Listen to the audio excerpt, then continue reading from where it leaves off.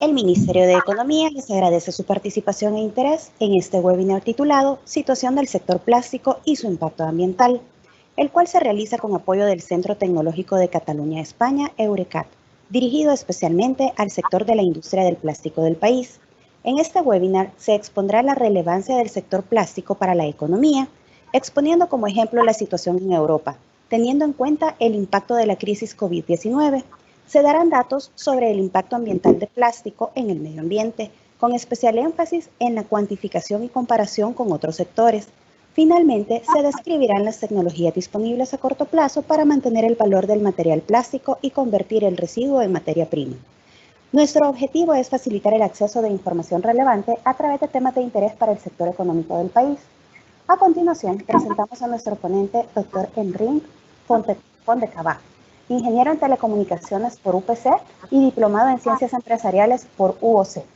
Doctor en arquitectura de computadoras por UPC, colaboró durante 20 años en Indo, empresa del sector de la óptica oftálmica, donde desarrolló áreas en I+D, los últimos 3 años dirigiendo las operaciones del grupo. Desde enero de 2016 es el director de la Unidad de Tecnología de Plásticos en Eurecat, donde coordina tanto la actividad de industrialización para la industria plástica como los proyectos de investigación del área de termoplásticos. Las principales líneas de trabajo actuales son el desarrollo de procesos para piezas estructurales, la integración y funcionalidades en las piezas plásticas y el impacto de plástico en la sociedad. Por su parte, de Eurecat podemos decir que es el principal centro tecnológico de Cataluña, proveedor de tecnología innovadora y diferencial para dar respuesta a las necesidades de innovación e impulsar la competitividad tecnológica en el sector empresarial. Es el puente natural entre el mundo de la investigación aplicada y el tejido económico. Está compuesta por más de 650 profesionales. Gestiona unos 200 proyectos de investigación. Se trata de un centro multitecnología, cubriendo tanto el área industrial como la gestión de datos, la sostenibilidad ambiental y la biotecnología. Si tienen preguntas acerca de los temas abordados durante el webinar, pueden utilizar la casilla de preguntas y respuestas que ha sido habilitada en la parte superior derecha de su pantalla. A continuación, dejo con ustedes al doctor Enric Fontecabà. Muchas gracias, Erika, por su amable introducción. Buenos días a todo el mundo.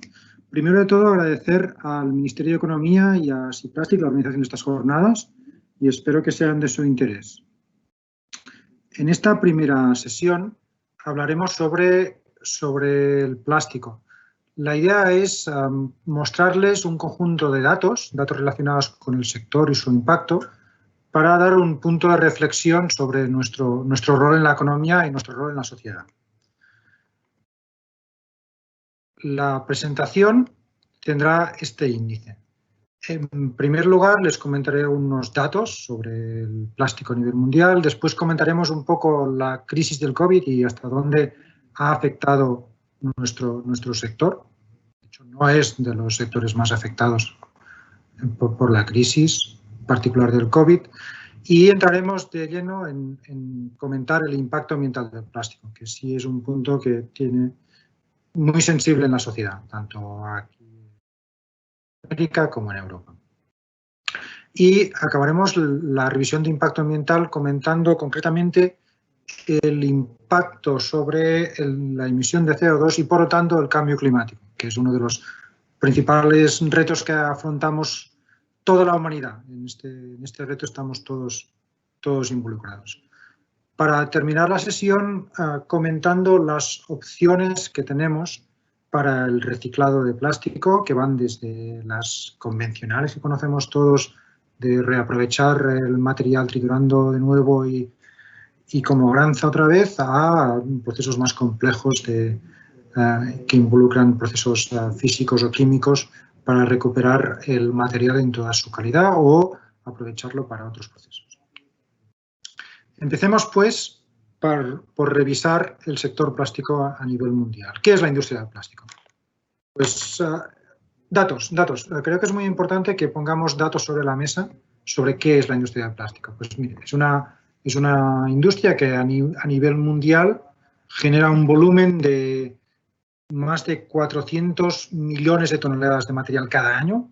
Cuando podéis ver aquí en la gráfica de la izquierda el crecimiento exponencial que ha tenido este sector desde los años 60, en los cuales empezó. Por lo tanto, en 50 años Hemos pasado de no consumir materia prima a consumir 400 millones de toneladas al año de materia prima. Y aquí lo veis repartido en los sectores que lo consumen, ¿no? El principal sector, lo conocéis muy bien las personas que estéis involucradas en los sectores del packaging. Pero después tenemos también la construcción, que es otro sector que también tiene una influencia importante en el consumo de plástico. Otros sectores con mayor valor añadido, como pueden ser el transporte, por ejemplo, para el sector de automoción, o todo lo que es electrónica o sanidad, tienen volúmenes mucho más pequeños. Eso se traduce directamente en qué materiales consumimos como sector. Básicamente, los materiales con mayor consumo son los relacionados con el empaque, el packaging, depende de cómo lo llamemos, y directamente en la palabra inglesa o una traducción al español.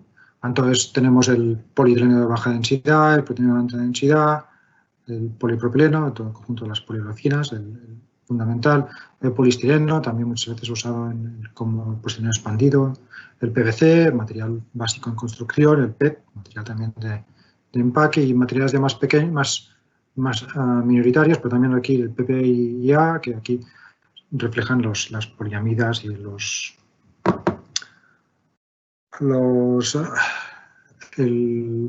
polietileno usado en el sector textil. ¿Vale? Cuando estamos en 400 millones de toneladas de consumo anual con un crecimiento exponencial. Importante de aquí recordar el crecimiento exponencial, porque si nos interesa mantener el crecimiento exponencial, tenemos que ver cómo enfocamos el sector a futuro para que este crecimiento sea sostenido y sostenible. Avancemos. ¿Dónde se fabrica el material? ¿Dónde el principal productor, y eso no va a ser un secreto para nadie, es Asia? Asia, y con el 30%. Por cierto, en cada uno de estos gráficos encontraréis en la parte baja la fuente donde hemos sacado los datos. Creo que es importante porque si ustedes quieren profundizar algún tema en concreto, ahí tienen la referencia donde pueden llegar al detalle. Y esta información proviene de un informe que se hace a nivel europeo cada año, describiendo la situación del plástico, que es interesante de ver también referencias para otros años para ustedes. Es interesante. Pues lo estaba comentando. La mitad del plástico se produce en Asia, el 30% en China, ningún secreto. Europa produce plástico, pero no tanto, aún así es un sector muy importante y ahora vamos a ver su impacto.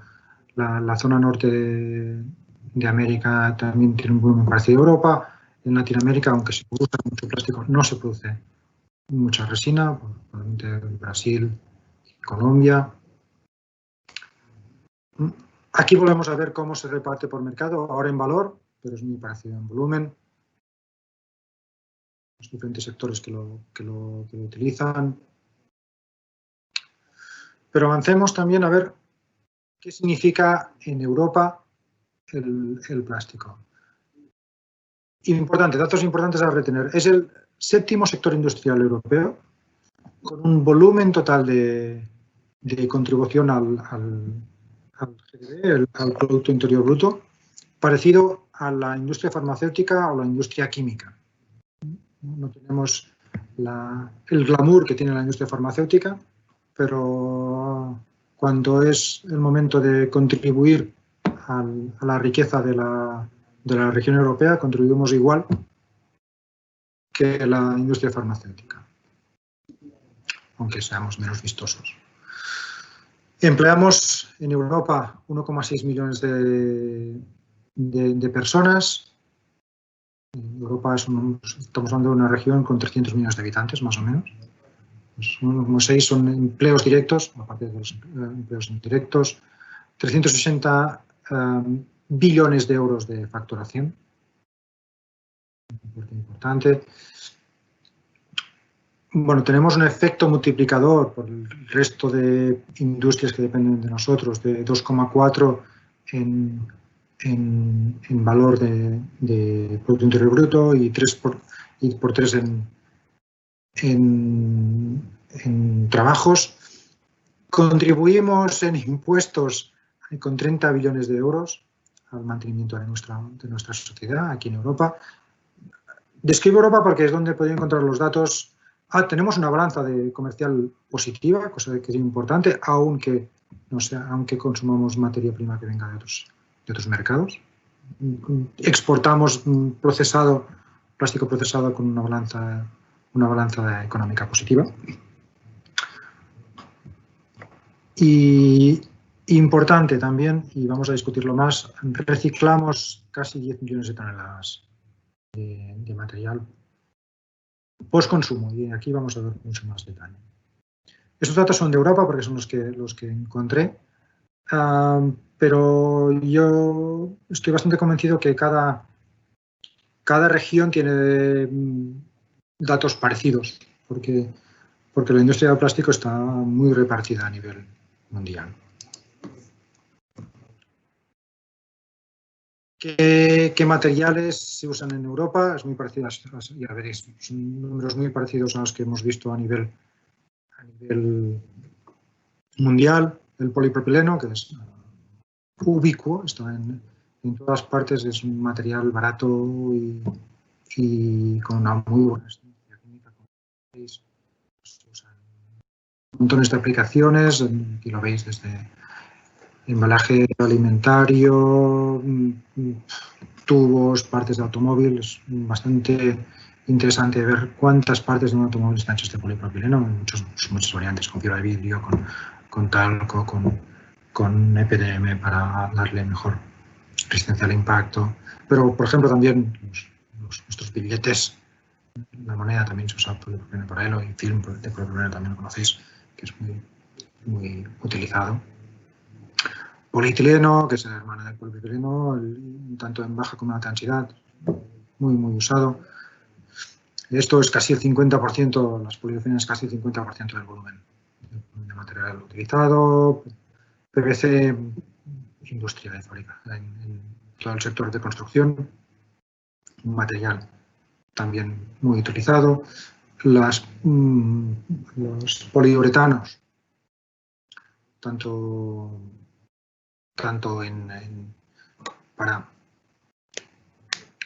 para revestimientos, para cojines, para montones, para espumados, el PET, polietilenglicolato, para envases, por ejemplo, por sus propiedades de barrera y evitar porque no transmite el gusto. El poliestireno, pues expandido. Y el resto de materiales, que muchas veces nos enfocamos a materiales de más, son el 20%, son ya más minoritarios, aunque sean el ABS, para todo lo que es cajas y piezas para sector eléctrico, también sector alimentario, que es caja un poco rígida, transparentes del PC, el policarbonato, PMMA y también otras resinas más técnicas. Aquí lo veis, este gráfico yo lo encuentro muy interesante porque nos cuadra lo que es el material, aquí en este eje, con los sectores, ¿no? En este otro eje. La importancia del sector packaging, la importancia del sector automoción, en Europa sobre todo. Alrededor del 30% de un coche está hecho de plástico, este es el 9% del consumo total de plástico que está ahí. Y es donde aparecen ya materiales un poco más técnicos, pero vemos también la importancia del polipropileno en el sector automoción, la importancia del sector construcción, a destacar, y la importancia de otros sectores, por ejemplo de sanidad, que aquí no está reflejado porque es un sector que tiene menor impacto que los que vemos aquí. Y finalmente en esta transparencia quería comentar un hecho, que es este material. Hablamos del plástico como si fuera una sola cosa y hemos visto que es un material muy rico en cuanto a variedad y propiedades, pero es que además resulta que el plástico es un residuo de base. O sea, el plástico se fabrica a partir del residuo de tener energía. O sea, es un residuo de la fabricación de gasolina y diésel para nuestros motores, un residuo de la destilación del petróleo. Tenemos la materia prima para el plástico. Y eso es una de las cosas que lo hace tan interesante económicamente, porque aprovechamos un residuo de conseguir energía para para tener una materia prima tremendamente versátil. Tremendamente versátil y tremendamente reusable, como vamos a ver más adelante. Unos comentarios sobre la situación COVID, que ha sido un suceso inesperado este año con un impacto importantísimo. Aquí tenéis un gráfico, esto es sacado ayer, intenté actualizarlo al último momento para esta presentación.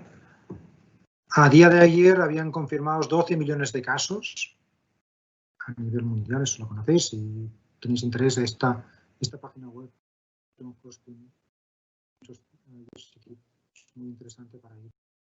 Los casos con 570.000 muertes a nivel mundial, que son muchas sin duda, pero veremos también qué es este valor comparado con otras fuentes, otras causas de muerte que suceden cada año en nuestras sociedades, muchas de ellas también evitables, como esperamos que sea el COVID, a medida que la investigación nos permita encontrar vacuna y tratamientos más convenientes. Pero durante toda esta presentación veréis que mi interés es en presentar datos porque para mí son lo que nos permite tener un punto de reflexión sobre los hechos. Bueno, evolución de la curva de muertos, como habéis podido ver, ahora está Brasil, ahora que en Europa ya estamos un poco más estabilizados, la pandemia, por desgracia, está ahora en Sudamérica y Centroamérica, probablemente más en Sudamérica. Brasil está subiendo aún de manera importante. Norteamérica también está aún en la fase de crecimiento, pero como veis por las curvas no está en la misma fase de crecimiento que Brasil, que está en pendiente creciente, mientras que Estados Unidos está en pendiente decreciente. Aquí tenéis también la fuente de estos datos. Estos datos también son actualizados diariamente y son una fuente muy interesante de información, no solo de COVID. Esta fuente de aquí.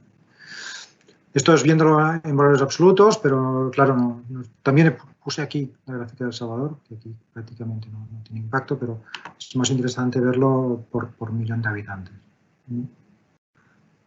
Porque hasta el momento habéis gestionado la pandemia en El Salvador muy bien comparado con lo que hemos sido capaces de hacer aquí en España, como podéis ver en este gráfico a la derecha. En España tenemos un acumulado de casi 600 muertos por millón de habitantes, en línea a otros países como Italia o el Reino Unido. Pero esos son los datos, son 600 millones, son 590.000 muertos hasta el momento, un impacto proporcional a la población de unos 600 muertos por millón de habitantes, y casi todos los países van a estos números, 400, 500. Es difícil gestionar la pandemia con zonas con acumulación de personal bajando estos números. Pero ¿qué impacto tiene fuera del sector, fuera del impacto importantísimo que tiene nuestras vidas a nivel personal y a nivel social? Hay un impacto económico, ¿no? Y aquí veis tres datos también de qué impacto ha tenido. Aquí arriba a la izquierda tenemos un gráfico donde vemos el número de vuelos comerciales que se siguen en una aplicación que se llama Flightradar24, en la cual puedes ver un mapa de todos los vuelos que hay comerciales online al momento, y veis que a mediados de marzo hay una caída brutal de la cantidad de vuelos trazados. De hecho, baja a un 25%. Se cancelan el 35% de los vuelos. Y eso no habla del nivel de ocupación del vuelo, simplemente de qué vuelos salen, qué vuelos se programan, y después se va recuperando ligeramente. Pero aún así ahora, estos datos del 29 de junio, estamos a la mitad del volumen que teníamos en febrero o marzo, que para Europa, recuerdo que para Europa ahora estamos ya en pleno crecimiento de temporada estival. En temporada estival tenemos más vuelos porque tenemos vacaciones aquí en Europa. Aquí estaríamos a un nivel probablemente por aquí arriba, en condiciones habituales. Doctor, perdón la interrupción. Dígame. Pero varias personas me están comentando que tienen problemas de audio. No sé si se pudiese ajustar el micrófono porque de repente se escucha como que se aleja. Me pondré unos auriculares a ver si eso les ayuda. Listo, perfecto, gracias. Si hay cualquier incidente, por favor. Un segundo que me los coloco.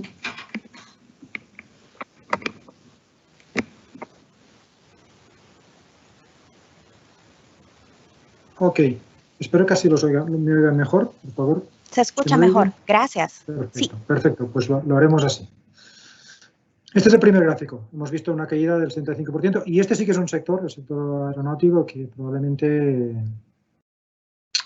va a cambiar a medio plazo, porque veremos cuándo podemos recuperar toda la actividad turística que generaba gran parte de estos vuelos y también porque estamos aprendiendo a trabajar a distancia.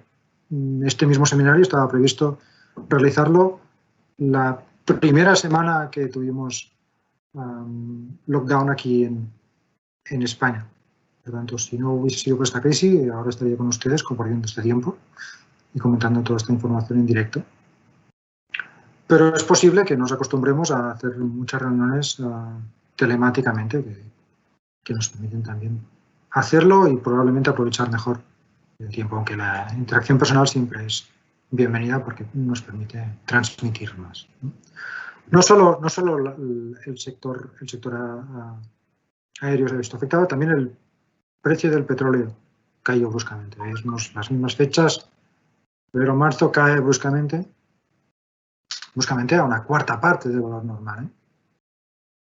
¿Por qué? Porque se para la industria, se para el transporte aéreo, la demanda cae brutalmente y además no se puede estocar tanto petróleo. Hay un tema de stock limitado, por lo tanto hay que bajar producción o bajar coste. Se ha recuperado muy rápidamente, también es verdad. También es verdad que en junio China ya ha recuperado prácticamente toda su actividad y en Europa también estamos recuperando la actividad. Pero bueno, esta pandemia sí que lo que nos trae es una evaluación, hecha aquí abajo por el Fondo Monetario Internacional, de cuál será su impacto sobre el GDP, el Producto Interior Bruto. ¿No? Curiosamente, esos son datos de finales de mayo, me parece recordar.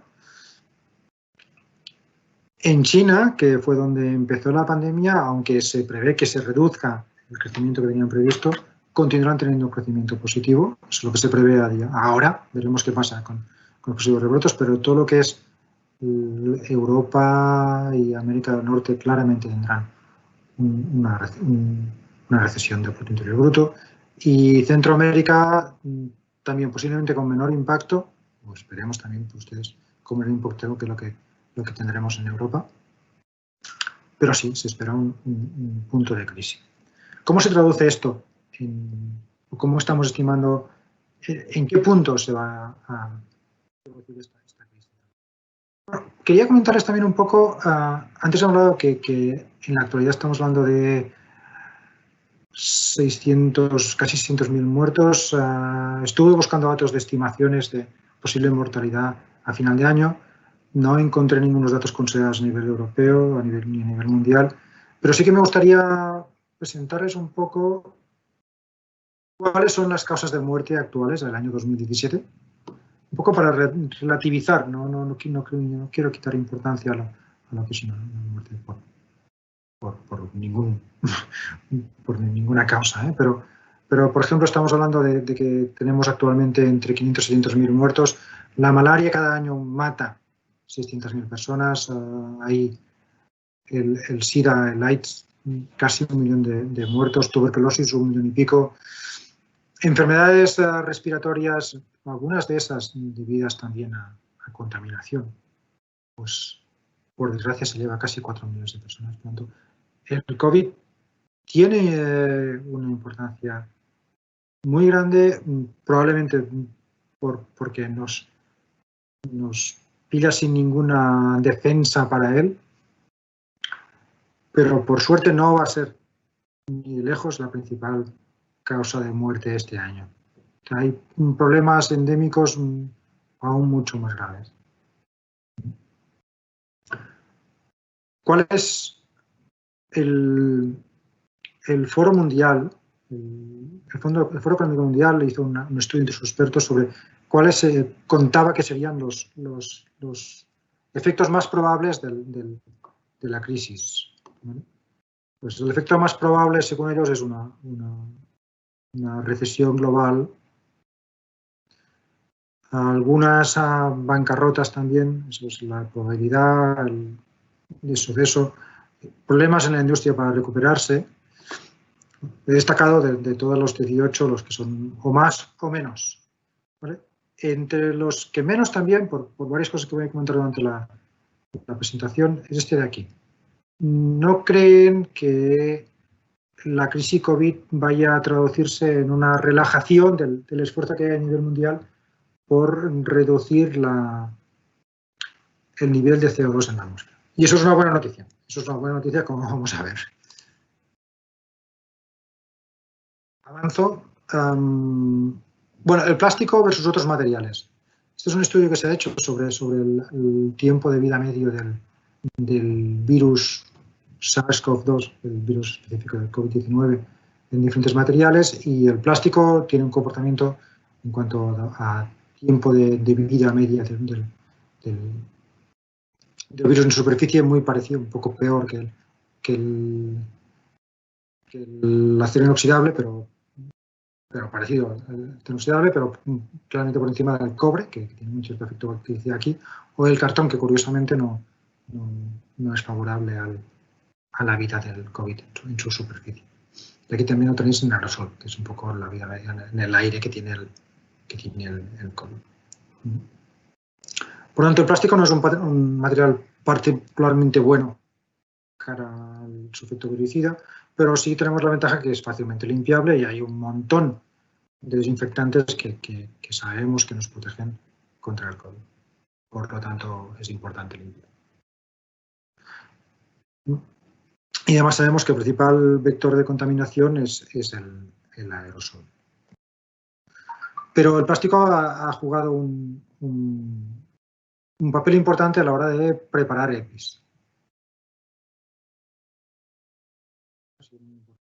Porque básicamente la mayor parte de ellos son hechos con materiales plásticos, tanto las mascarillas, que de hecho son tejido de poliéster, como las máscaras de protección que pueden ser de PVC o de PMA o materiales transparentes, como las gafas que pueden ser de policarbonato o silicona, o las máscaras con filtros que pueden ser de silicona o un TPU también, por ejemplo. Estos aquí en Eurecat hemos hecho una máscara con TPU, por ejemplo, porque es bastante agradable al tacto. Pero aún así este esfuerzo no es representativo del consumo de plástico. Que, por cierto, el consumo de plástico no ha disminuido durante la crisis. Significativamente. El consumo de plástico ha continuado igual. Como mínimo no hay una tendencia clara de bajada como hemos visto con el consumo de petróleo o consumo de vuelos. Y en Europa, aunque hubo una presión inicial por parte de la industria de retrasar las directivas que estaban en marcha por parte de la Comunidad Europea para restringir el uso del plástico de un solo uso, claramente no ha sido estimado y continúa al mismo ritmo. Cosa que, en mi opinión, es una buena noticia. Vamos a ver. Entramos, pues, en la parte de impacto ambiental del plástico. Como siempre, tendrán siempre abajo la fuente donde hemos sacado la información. Hasta la actualidad se han hecho 8.300 millones de toneladas de plástico, de las cuales 2.500 millones de toneladas aún están almacenadas en objetos plásticos que tenemos alrededor nuestro, encima nuestro, como la mitad de la ropa que llevamos. De hecho, tirado, tenemos casi 5.000 millones de toneladas, que es una lástima, porque esas 5.000 millones de toneladas son aprovechables, son materia prima también y es energía que de momento tenemos en landfills, en terrenos, no me sale el nombre en español, donde se deja la basura almacenada. Una parte la hemos incinerado y ahí hemos recuperado energía, y una parte parecida a la incinerada la hemos reciclado.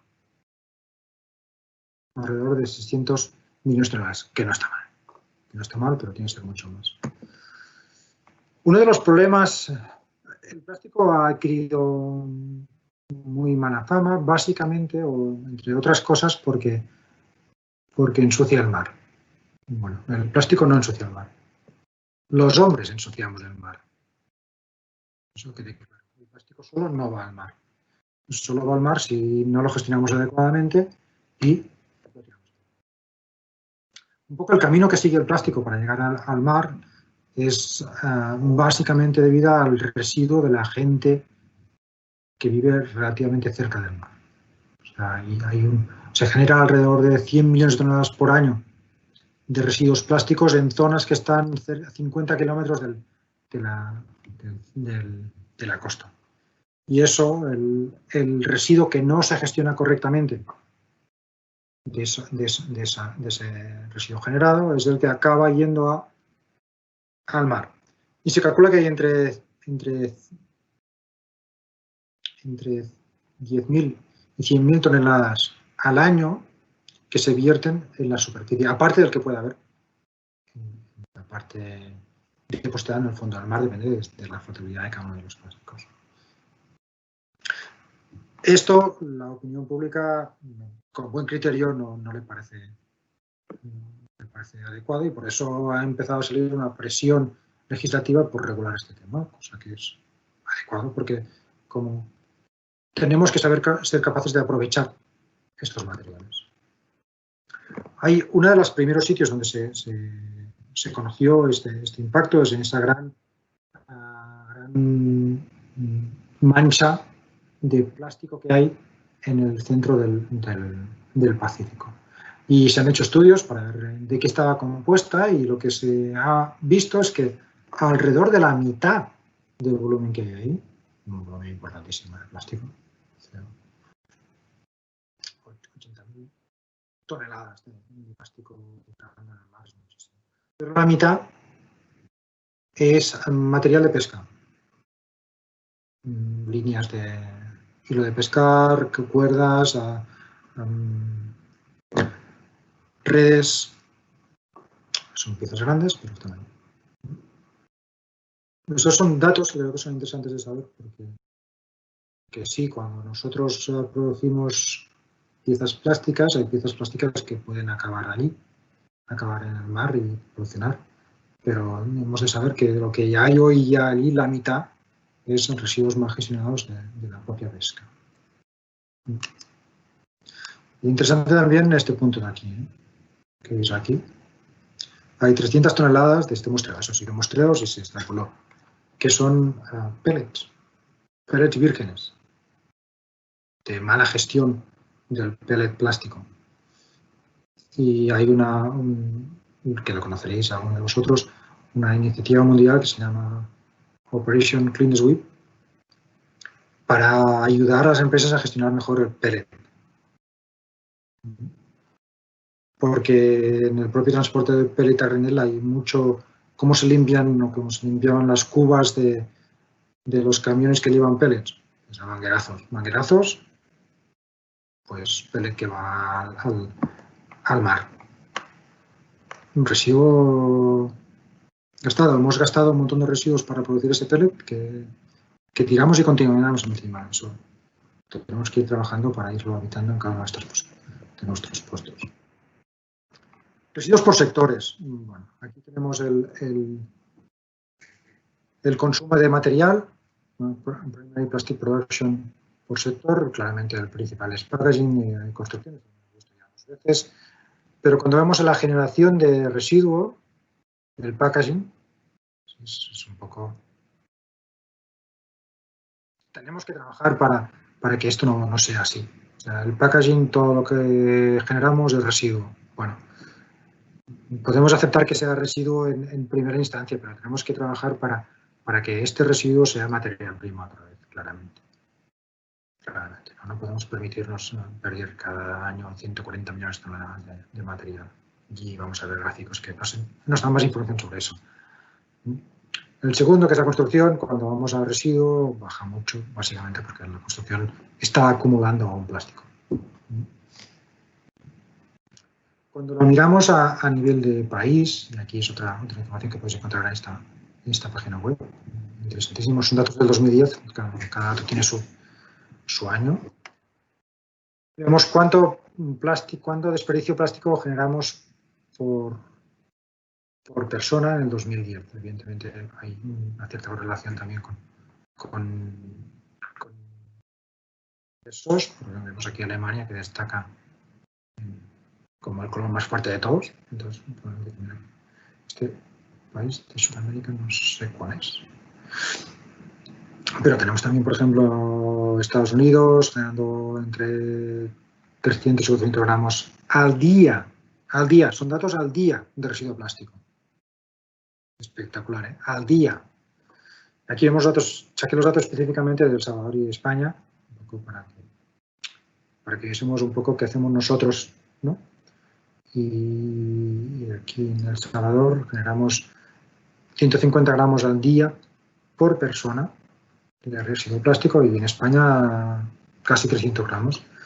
Pero también en ese momento hice un estudio para sacar datos de hasta qué nivel lo gestionábamos el residuo, ¿vale? Y aquí en España históricamente pues tenemos maneras de gestionar el plástico, el residuo plástico. Aunque gestionarlo quiere decir ponerlo en un landfill. No sé el nombre y lo necesito.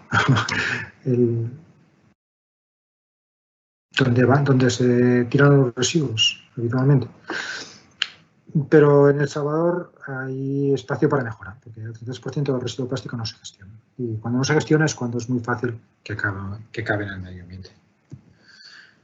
Pasamos un poco rápido sobre esta sección para poder tener tiempo para hablar sobre los métodos de reciclado, que creo que es muy interesante.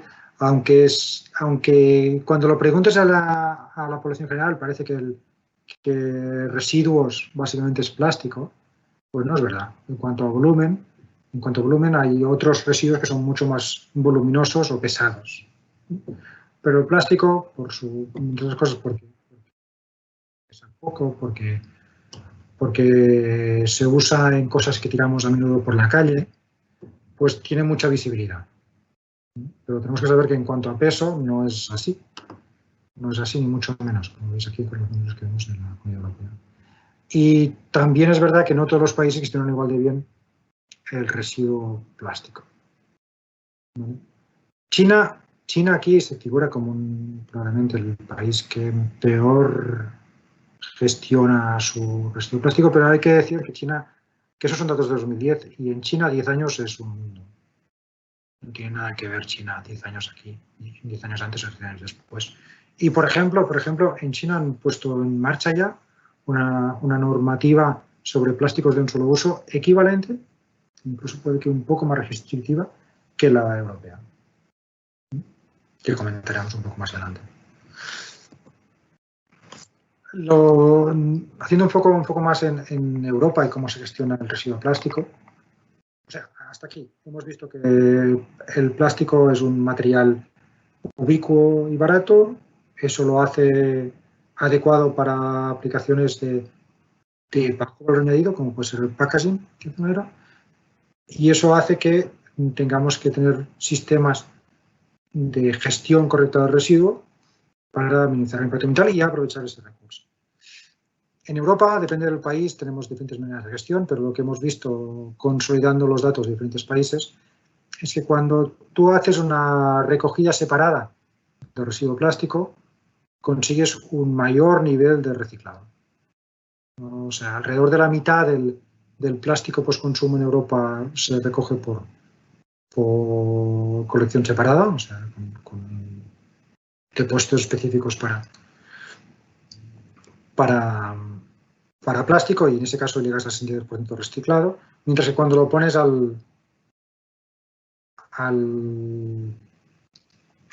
en mezcla es muy difícil de separar y acaba tirado en los abocados.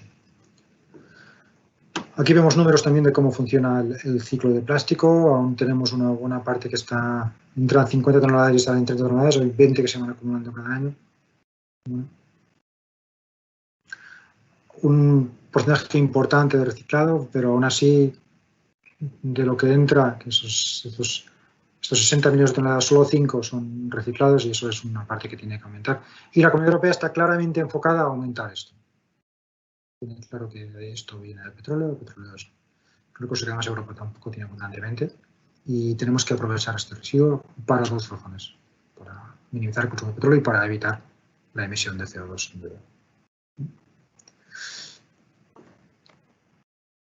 Bueno, de hecho, se ha hecho es un poco volviendo otra vez a esta directiva que pone la Unión Europea sobre plásticos de un solo uso. Es muy curioso porque cuando te la lees en detalle dices, vale, o sea, solo tenemos que gestionar lo que tiramos en la playa. Mal. El plástico es un recurso que debemos buscar maneras de aprovecharlo no solo en la playa, ¿no? Cuando hay mucho énfasis en lo que tiramos en la playa, que son básicamente plásticos de un solo uso. Pero tenemos que buscar maneras de gestionarlo todo él. Bueno, tenemos también que es muy interesante ver los muestreos de dónde hay más cantidad de plástico acumulado. Aquí vemos esa mancha de plástico que hay en el Pacífico, por ejemplo, en la costa de Estados Unidos, de México, que tiene bastante plástico acumulado, poco plástico, perdón. Estados Unidos tiene más plástico acumulado. La parte del centro del Atlántico también tiene zonas con mucho nivel de partículas de plástico en el agua. Y además, el por qué es un problema que tiremos el plástico en el medio ambiente sin reciclarlo correctamente no es solo por el hecho que perdemos un recurso que deberíamos aprovechar, sino porque tiene un conjunto de efectos adversos. Al ser un material orgánico, el plástico se va degradando poco a poco, por un proceso tanto mecánico como químico, ayudado por la radiación ultravioleta que va rompiendo enlaces, por la acción mecánica, la salinidad, incluso también por acción microbiana que también va degradando el plástico, pues vas bajando hasta finalmente llegar a los componentes básicos del plástico. Pero en toda esta cadena pues tiene efectos sobre el medio ambiente. Las típicas imágenes que vemos de animales marinos que aparecen muertos por efecto de haber comido partes plásticas, al efecto de microplásticos que tienen efectos sobre los microorganismos marinos, porque les impide la alimentación correcta, pero también en tema químico de contaminación, porque los plásticos y los microplásticos pueden permitir el crecimiento de sustancias tóxicas, que no, pues la formación de biofilm. Pero es que además el plástico, aparte de sus componentes básicos, esas cadenas de carbono alargadas, tienen un conjunto de aditivos que pueden ser en algunos casos muy contaminantes.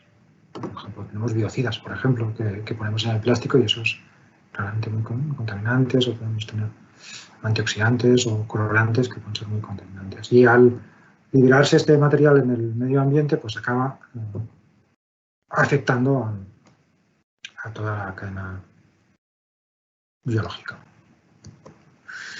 Pronto Europa ha puesto en marcha varias acciones para paliar el efecto. Una básicamente basada sobre todo en conseguir la circularidad de los materiales, ¿no? En este esquema, que es parecido al que se explica en el...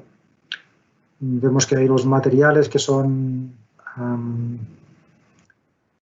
finitos y de recursos y que forman parte de la esfera artificial, materiales artificiales y materiales de la biosfera, ¿no? Que en cualquier caso lo que queremos es que cada material, cuando llegue a final de su vida útil, pues se pueda utilizar otra vez, ¿no? Y aquí en este lado estarían, por ejemplo, los materiales compostables hechos de base bio, por ejemplo, que es un plástico que tú lo haces a partir de fibras vegetales y al final de su vida útil va a poder ser compostable, por lo tanto volverá a ser alimento para esa cadena biológica. Y todo lo que es la parte de materiales artificiales, pues lo importante es mantenerlos dentro de la cadena de suministro. Cuando acabemos su utilización, o repararlo o compartirlo, y ahí es donde también está todo este movimiento que hay en el sector de automoción, o reusarlo, destruirlo, o remanufacturar o reciclarlo. Y hay una directiva europea que se llama Green Deal para conseguir eso. Y aquí tenemos mucha gracia, porque el plástico es, digamos, de los materiales más versátiles en ese sentido. Bueno, porque aparte que puede ser reusable, el plástico, no reusarlo, hay un reciclaje mecánico básico muy sencillo porque los termoplásticos son triturables y procesables otra vez, aunque vayan perdiendo propiedades con el número de reiteraciones que se puede hacer, pero también se pueden purificar mediante disolventes, por lo tanto, separar. Es un polímero que podemos disolver y reconcentrar para volver a procesar, pero podemos despolimerizar también, y también lo podemos convertir en las cadenas hidrocarbonadas básicas otra vez para volver a hacer un monómero, para volver a hacer un polímero. Por lo tanto, tenemos múltiples oportunidades, y eso vamos a ver en detalle, de conseguir reutilizar el plástico. Interesante esta transparencia para entender por qué tenemos que cambiar la manera como gestionamos la materia prima que a nosotros nos incumbe, pero también el resto de materias primas. En cada año en la economía mundial entran 100 gigatoneladas de material. ¿Vale? Esas 100, solo alrededor de un 10% son recicladas. Cuando cada año extraemos el 90% lo necesitamos de la tierra. Hay parte que es mineral, aquí tenemos minerales, diferentes tipos de fósil, biomasa, que tenéis repartido como lo consumimos, y a qué se dedica, a housing, casas, comunicación, movilidad, cuidados, sanidad, servicios, nutrición, cómo se transforman entre ellos, cómo se utilizan entre medio y cómo acaban usados, ¿no? Emitidas a la atmósfera como polvo, añadidas al stock de material que mantenemos con nosotros, las casas, por ejemplo, es un caso ejemplo, o tirados, un 30%, o sea, como el total es 100, podemos hablar de un 30, directamente son números en 30%, ¿vale? Aquí hay una parte que va a residuos, otra parte que son residuos de mina también, la minería genera un montón de residuos, y solo conseguimos reciclar menos del 10%. Y en Europa nos hemos impuesto mejorar este ratio de reciclado. Aquí comentaba, pero viéndola ahora que creo que es mejor avanzar un poco, porque hay cosas que hemos comentado, hay diferentes iniciativas para reducir el impacto ambiental, pero es un problema que se conoce y es abordado. En el G20 hubo un workshop, en Europa hay esta iniciativa de la economía para el plástico, la economía en general, pero también para el plástico, y hay un esfuerzo muy importante en ir tendiendo toda nuestra industria a la industria circular. Esta directiva que comentábamos de plásticos de un solo uso, que incluye también los biodegradables, o sea, realmente hay casi un intento de cambiar el uso que se hace. Lo hemos comentado también en el Green Deal, esta iniciativa europea para promover las acciones de economía circular. Y vamos a hablar en concreto del CO2, que es un punto central de la contaminación. El cambio climático, aunque hay algunas voces cada vez menos que no existe. Y es debido a la emisión de gases de efecto invernadero, fundamentalmente. Entonces se está monitorizando, estamos hablando de que se emiten casi 50 millones de gigatoneladas de CO2 equivalente, no es solo CO2, hay diferentes gases invernaderos con diferente proporción, pero se miden equivalente a CO2. Y ahí, depende de lo que hagamos en el futuro, pues tendrá diferentes evoluciones en la cantidad de CO2 emitido a la atmósfera. Esta es la emisión anual, ¿eh? Si no hacemos nada, continuamos creciendo en emisiones. Con las políticas actuales vamos parando la evolución, pero pero duplicamos la actual. Aquí hay el rango de contaminación que emitiremos con lo que sean los compromisos. Y aquí hay otros paths que permiten bajar el nivel de CO2. Incluso si nos fuéramos a emitir cero CO2, con lo que tenemos acumulado en la atmósfera hay un cambio de 1 grado, un aumento de 1 grado en la temperatura. Y hay un estudio muy interesante que os recomiendo que busquéis, que es el que apunto aquí, que estudia el posible efecto del incremento de temperatura sobre el PIB. Y ahí busqué precisamente el dato de El Salvador. Y en ese estudio, que yo no tengo criterio en economía como para decir si es bueno o malo, prevé una caída anual de casi 5 puntos en el PIB si sube la temperatura global 3 grados. Por lo tanto, es un tema que debemos tener en cuenta, donde tenemos que ver nosotros como sector qué influencia tenemos en él y qué podemos hacer. O sea, no podemos decir, bueno, como nosotros no somos del sector energético, nosotros no estamos involucrados en eso. Cada uno de nosotros tiene su responsabilidad y no podemos evitar. ¿Cuál es la emisión de CO2 según sectores? Bueno, transporte es importante, industria también tiene un sector importante, y la energía, pero cuidado que la energía no es un sector finalista en cuanto a la emisión de CO2. La energía se usa para algo. Pues en edificios se usa el 12%, en transporte un 0,3%, y la industria consume un 11%, por lo tanto ese 11% se suma a este 21%. Industria en general. Y claramente la industria del plástico no es el factor más importante, eso es alrededor del 3% de la emisión global. Pero aún así, ¿podemos hacer alguna cosa nosotros? Y hay un estudio muy interesante, tenéis aquí colocado, que estima cuáles son las fuentes de emisión de CO2 de la industria del plástico y cómo puede evolucionar dependiendo de lo que hagamos nosotros en un futuro.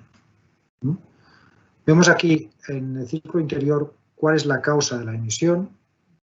Vemos que la producción de la resina tiene un componente muy importante de producción de CO2, la conversión también tiene un factor importante y el final de ciclo de vida, bueno, tiene una parte importante pero menor, ¿vale? Sobre todo por la parte de incineración que libera un montón de CO2.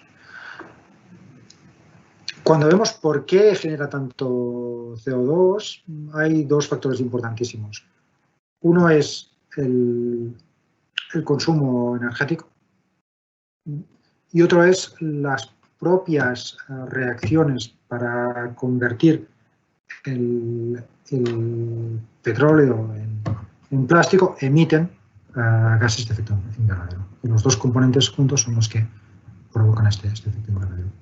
Pero claramente la mejor opción para reducir el impacto en CO2 es tener energías renovables, ¿no? Y aquí hicieron un estudio de qué impacto tendría cada uno de ellos. Y hay 4 escenarios que creo que es interesante comentar. Aquí comparan plástico, básicamente recuerda que era polipropileno o polietileno, basado de origen fósil, basado en maíz o basado en azúcar de caña, depende del origen del que se use para el polímero. Desde el año 2015 en adelante, en el escenario A es con un crecimiento anual del 4% y el mix energético actual mix energético que se usa para el proceso y con diferentes opciones de final de vida, ¿vale? En reciclando, que es la parte inferior, con un mix entre reciclado, incineración y completamente incinerando o compostando en el caso orgánico. ¿Bueno? Aquí vemos la evolución y de los 1,9 que estamos actualmente podemos llegar a los 8 millones en el 2050 con un crecimiento del 4%, que es un crecimiento relativamente estable, no es que sea. Pero en el escenario B, si pasamos a energía renovable, ya podemos tener un impacto de reducción.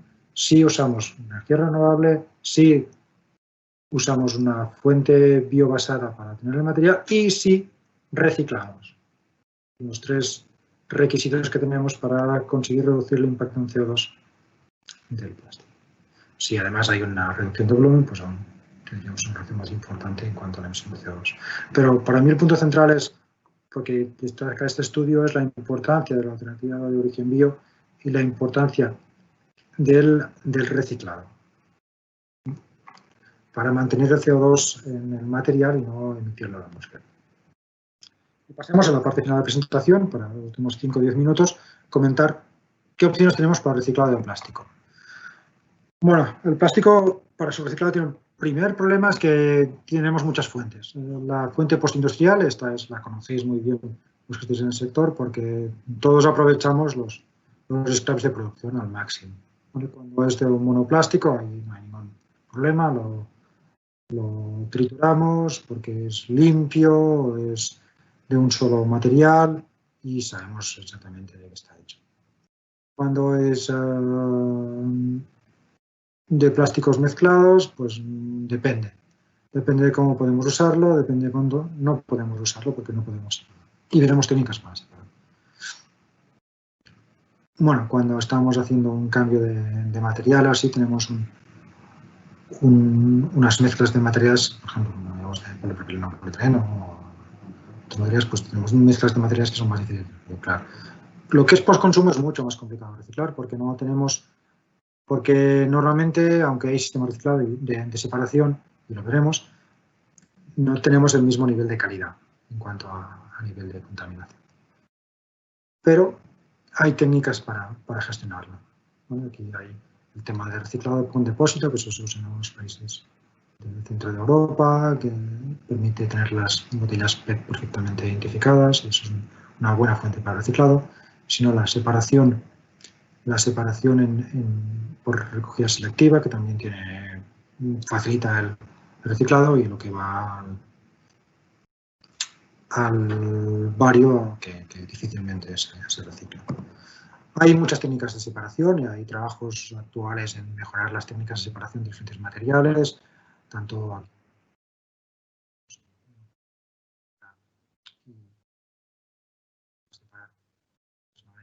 magnéticos, separación de cartones también, separación por espectrometría de diferentes materiales, diferentes colores, para poder separar los materiales básicos usados en envase, ¿no? El PP, y el PET y el PE son los que son más utilizados. Y hay sistemas automáticos de separación y en Europa se usan habitualmente.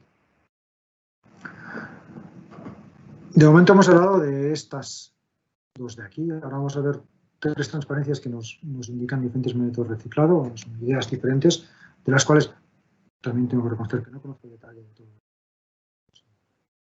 Entre las diferentes opciones. Hay el primario, que es el que usamos directamente en la planta, el secundario, que es mecánico, pero que es lo que se utiliza actualmente, que se repaletiza y se puede poner en cualquiera de los procesos de termoplásticos.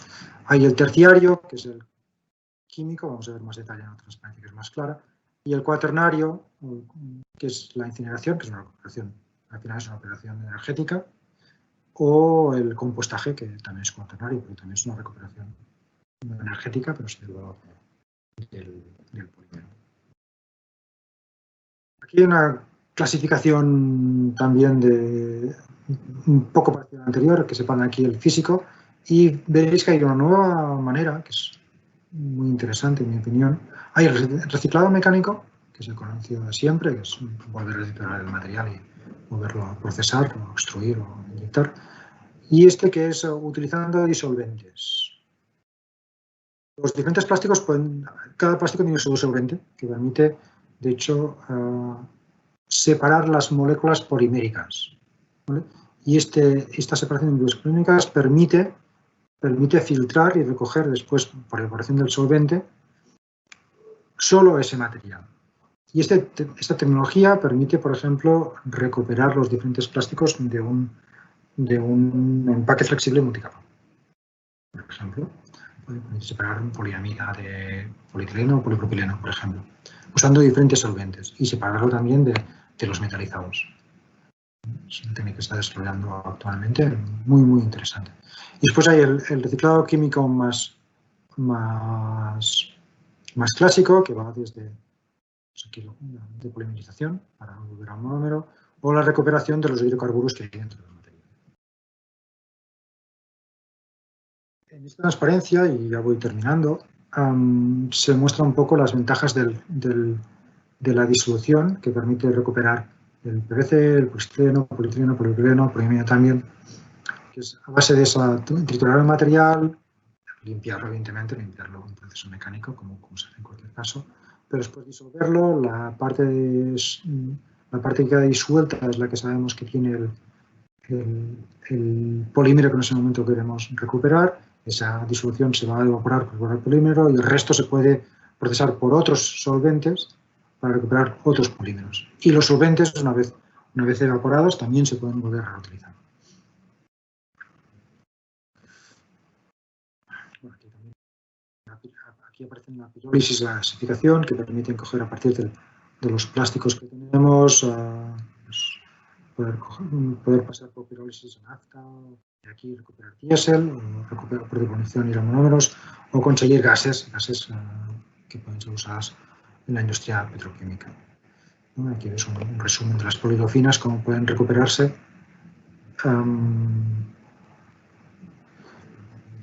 Cómo pueden recuperarse por pirólisis, por gasificación, por cracking,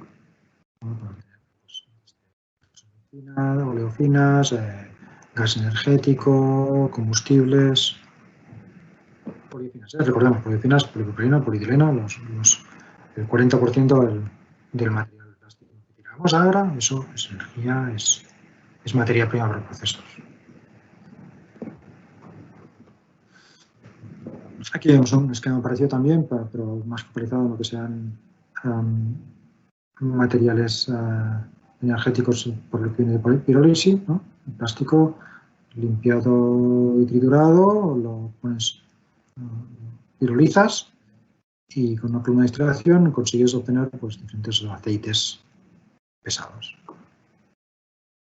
Y finalmente, la última opción de recuperación de la energía que hemos puesto en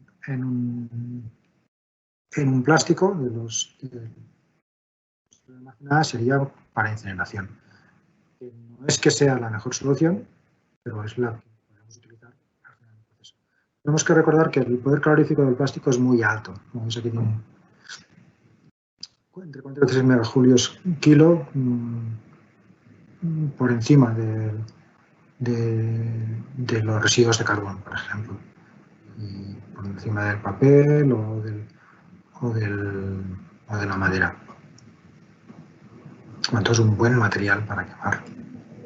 Desde el punto de vista energético, desde el punto de vista contaminación, hay que ir con mucho cuidado porque se liberan toxinas que hay que filtrar adecuadamente. Y quería también comentar que las diferentes energías, pues hay un gráfico muy interesante donde nos comentan cuáles los muertos por accidente y polución ambiental, ¿vale? Por diferentes tecnologías. En este eje el impacto en emisión de efectos de gases de efecto invernadero. Bueno, vemos que la energía nuclear, que hace 20 años era realmente en Europa tenía muy mala prensa, pues realmente es la más segura y la que menos gases emite. Por tanto, hay que darle un tipo de oportunidad, pero claramente la energía solar, la energía de viento, la energía hidroeléctrica es muy interesante desde el punto de vista tanto de emisión de gases de efecto invernadero como desde el punto de vista de seguridad. Son muy seguras porque el quemado la emisión de partículas que produce el quemado de carbón o de petróleo, aparte de posibles accidentes en su transporte, en su extracción, provoca muertes por efecto de la contaminación. Y nada más, hasta aquí lo que quería comentaros directamente. Realmente me hubiese gustado mucho poder estar con ustedes presencialmente, porque cuesta mucho cuando presentas así online saber hasta qué punto estás contando cosas que son de vuestro interés Entonces, espero que sí que os haya interesado. Estaré a vuestra disposición para pregunta que pueda aclararos en este momento o apuntaros hacia dónde encontrar la información adecuada si en este momento no puedo responder a vuestra pregunta. Muchísimas gracias por vuestra atención. En este momento procedemos a dar paso a la sección de preguntas y respuestas apoyados por un colega del Ministerio de Economía, quien las dirigirá al Dr. Fondecava. Recuerden que a mano derecha de su pantalla tienen el área para poner las preguntas. Está un chat disponible para quienes tengan interés en algún tipo de información en particular. Buenos días. Buenos días. Vamos a realizar unas cuantas preguntas de las que han hecho las personas que han estado este día pendientes de la presentación.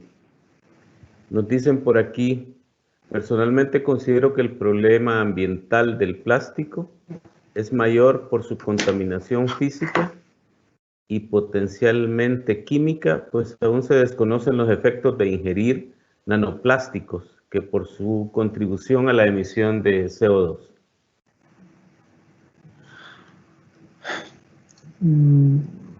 Es una opinión interesante. Realmente todos los aspectos son importantes. Es verdad, como hemos comentado originalmente,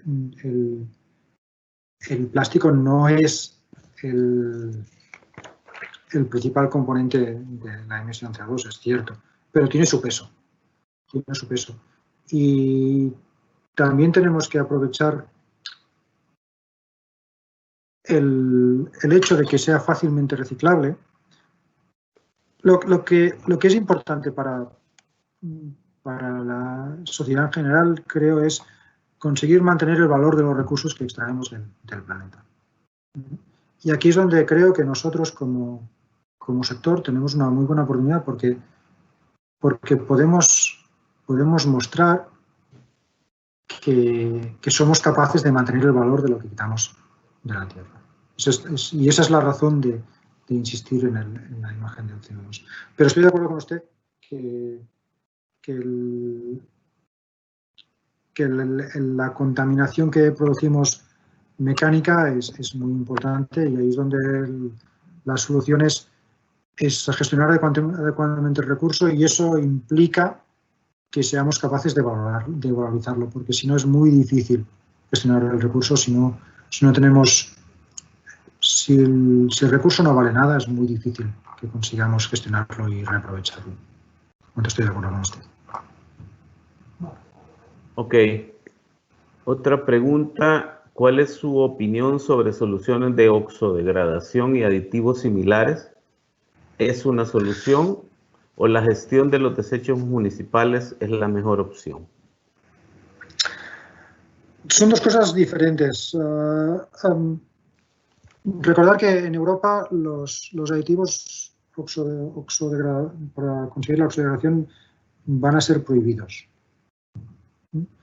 Porque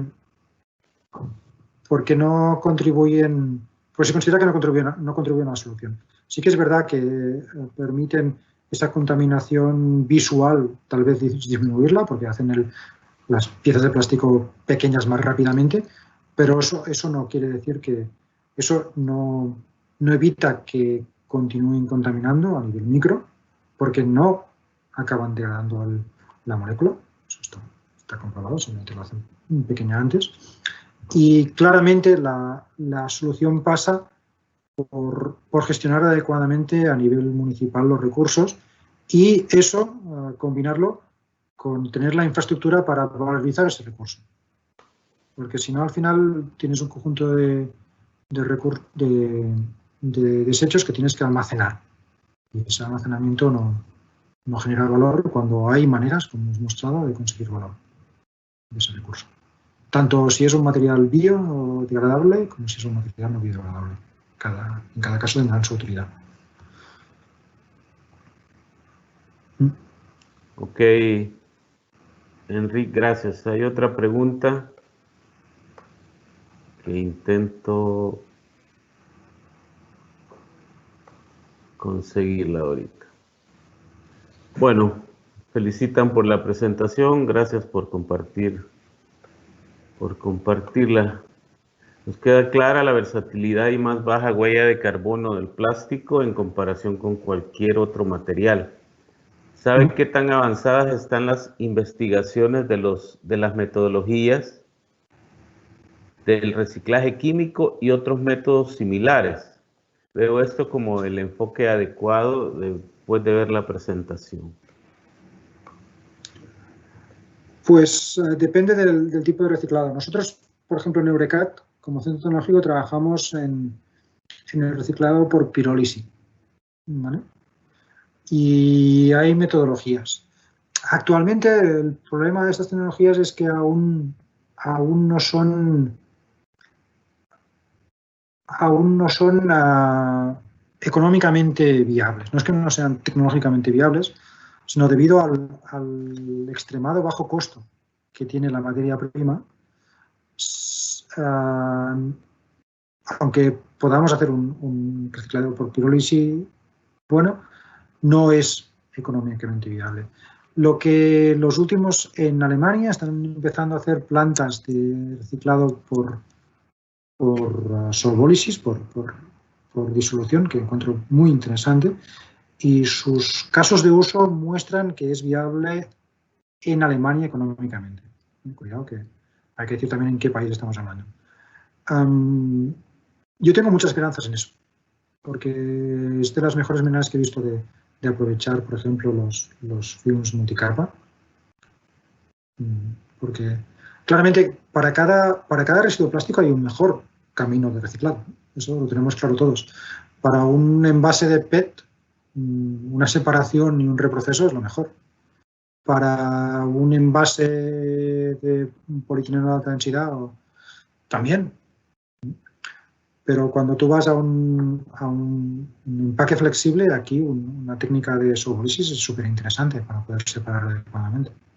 Y lo que dicen los estudios que están haciendo en Alemania es que eso van a hacer sus primeras plantas piloto a nivel industrial y que los números les salen para fabricarlas en Alemania. Ok, Enrique. ¿Algo más?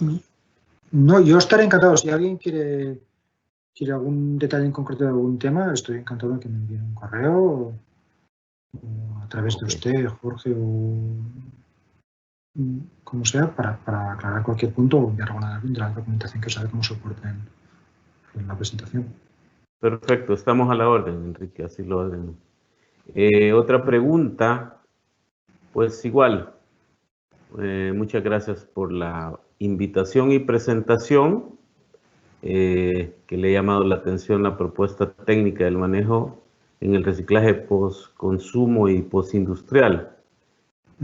En cuanto al post-consumo, ¿qué medidas pueden recomendar para su manejo en la fuente a fin de evitar la contaminación que hoy día el recurso trae consigo? El postconsumo es muy importante, como hemos visto, el trabajarlo en la separación. La separación en origen. De hecho, lo que conseguimos manualmente con el PET, con ese trabajo que se hace actualmente ya en El Salvador, recoger el PET aparte, es perfecto. Y lo que tenemos que conseguir es que ir extendiendo esta separación de recurso para facilitar su reciclado, porque como hemos visto en los datos, si lo mezclamos es muy difícil después el reciclado, separar correctamente los diferentes materiales. Para mí la clave es la separación en origen, pero sí, postconsumo también. Y poco a poco irse dotando de las que están apareciendo, tampoco hasta el momento en Europa tampoco se le tenía la presión que tiene hoy el sector para conseguir reciclar correctamente el plástico, y eso es lo que hace evolucionar, ¿no? Por ejemplo, las técnicas de separación que hemos comentado, o estos métodos nuevos que están apareciendo por solvólisis, por ejemplo, o despolimerización, que también es muy interesante desde ese punto de vista, en recuperación de material en toda su extensión. Gracias. Ok, Enrique, en aras del tiempo, haremos 2 a 3 preguntas más y para dar por terminada la sesión. Alguien pregunta, entiendo que oxodegradable no es la solución. ¿Hay una diferencia en que sea oxobiodegradable? Oxobiodegradable. O sea, los aditivos oxo se ponen normalmente en polietileno o polipropileno, pero es que el polipropileno o polietileno no es biodegradable. Por lo tanto, lo que hacen es romper cadenas poliméricas, pero no lo reducen a CO2. ¿Vale?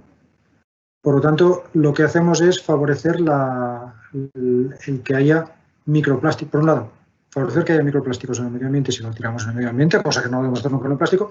Y dos, dificultando su reciclado si lo reciclamos.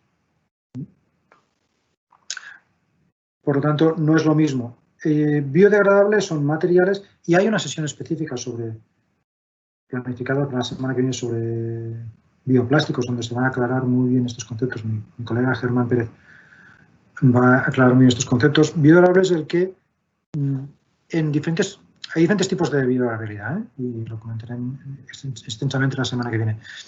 Pero lo que aquí se llama compostaje home compost, compostaje en casa, es lo que hacemos cuando tenemos nuestro pequeño huerto, de almacenar los residuos orgánicos para que eso sea abono para la siguiente plantación. Pues si pones ahí un plástico biodegradable home compost, ese plástico se convierte en el mismo abono que las ondas de patata.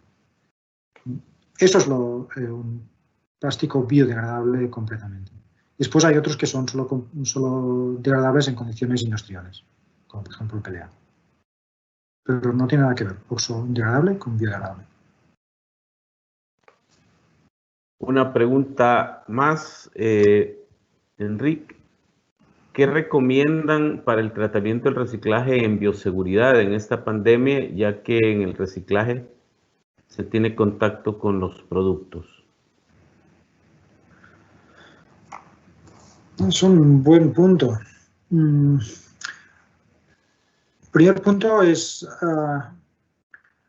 hay que ver hasta qué punto hay riesgo ahí. ¿Vale?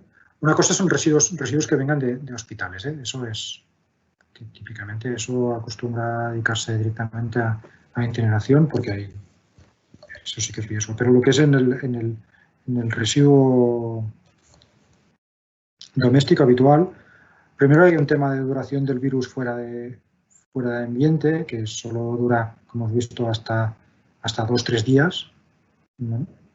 Y por lo tanto, yo evalúo que el riesgo es bastante bajo en ese sentido. Y además siempre se pueden hacer medidas de limpieza de los materiales. O sea, el material no va. El material procesado, no os preocupéis, que cuando lo fundes no queda COVID vivo. Para los operadores que trabajan en eso, son las prevenciones que podemos tener cuando trabajamos con cualquier tipo de material, limpieza de manos, protección de vías respiratorias, pero no creo que haya que tomar prevenciones específicas en ese sentido. Opinión personal, no he estudiado el caso en profundidad también.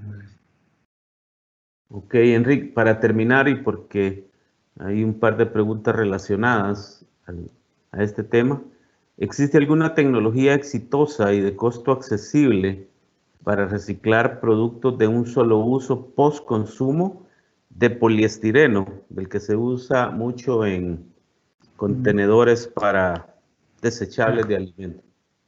Sí, el poliestireno se puede usar disolvente para recuperar el polímero. Hay que ver el impacto económico, siempre esas tecnologías de recuperación chocamos con que el material virgen es muy barato. Ahí si no hay un énfasis normativo es muy difícil. Si no hay una política económica detrás de